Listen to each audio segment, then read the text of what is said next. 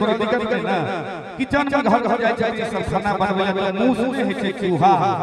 चूहा जे छै मूस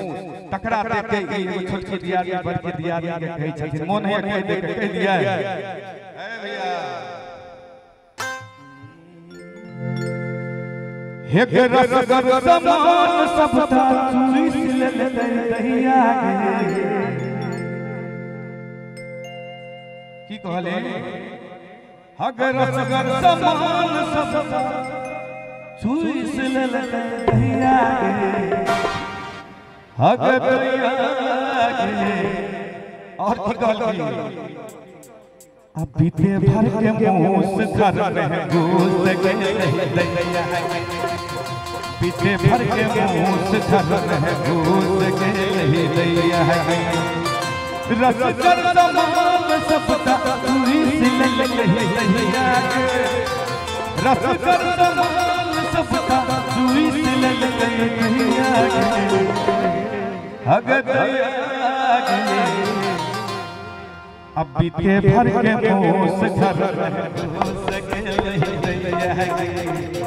बीते भर के मूस घर में घुस गए दैया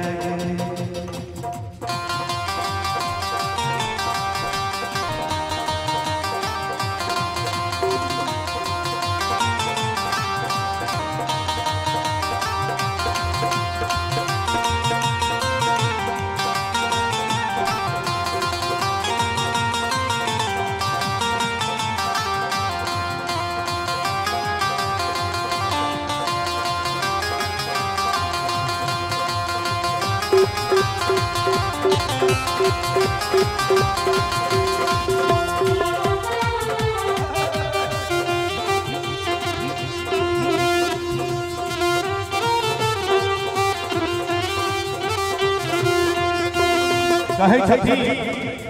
कारी कारी मूस ओता देखै गेला मोटगर खूब जवान हो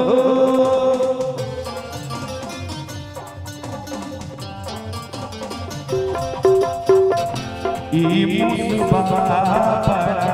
तंगगर हमरा कहै खूब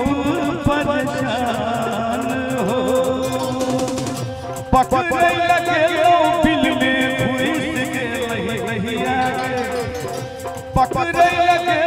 बिल में घुस गए दैया बीते भर के मूस घर में घुस गए दैया बीते भर के मूस घर में घुस गए भौजी भौजी एगो बात कही कहिए भैया भौजी के कहै छै ने बात है भौजी के कहै छै भैया भौजी